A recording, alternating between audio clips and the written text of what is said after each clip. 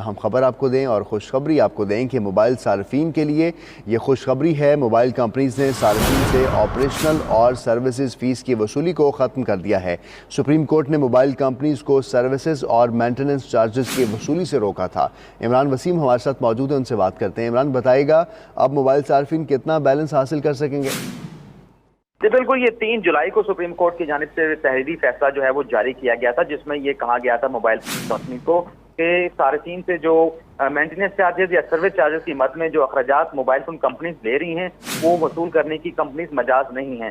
तो supreme court के हुक्म के ऊपर मोबाइल फोन कंपनीज ने अपने जो ऑपरेशनल और सर्विस चार्जेस थे उसकी वसूली खत्म कर दी है। और इससे पहले जो 100 रुपए के कार्ड के ऊपर कुछ 76 रुपए 94 पैसे की रकम आया करती थी, अब ये चार्जेस खत्म होने के बाद 88 रुपए जो है 99 रुपए जो है वो 100 रुपए के कार्ड के ऊपर सार्फिन को मिलेंगे।